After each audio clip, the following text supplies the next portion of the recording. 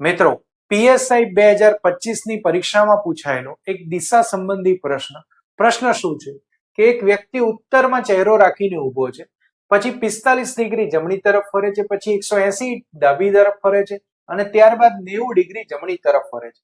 તો હવે તેમનો ચહેરો કઈ દિશામાં હશે? તો આ પ્રશ્ન કેવી રીતે સોલ્વ કરી શકાય? તો સૌથી પહેલા એનો ચહેરો ઉત્તરની અંદર છે, ત્યારબાદ 45 ડિગ્રી જમણી તરફ ફરે છે. જમણી તરફ 45 ડિગ્રી ફરે એટલે એ હવે આ બાજુ મુખ રાખીને ઊભો હશે. ત્યારબાદ 180 ડિગ્રી ડાબી તરફ ફરે છે. હવે 180 ડિગ્રી ડાબી બાજુ ફરે એટલે એ સીધો અહીંયા આવી જશે. આ એની ત્રીજી પોઝિશન છે. 180 ડિગ્રી જ્યારે પણ ફરે ત્યારે જે બાજુ મુખ હોય એનાથી એક્ઝેક્ટ વિરુદ્ધ દિશામાં થઈ જાય. એના પછી ગયું છે 90 ડિગ્રી જમણી તરફ ફરે. હવે અહીંયા જે મુખ છે ત્યાંથી 90 ડિગ્રી જમણી તરફ ફરે એટલે અહીંયા આવી જાય.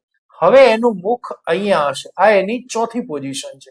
આપણને પૂછ્યું છે કે હવે તેમનો ચહેરો કઈ દિશામાં હશે?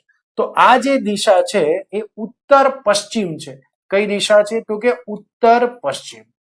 તો આપણો જવાબ આવશે ઉત્તર પશ્ચિમ. ઉત્તર પશ્ચિમ બી ઓપ્શનની અંદર આપેલો છે.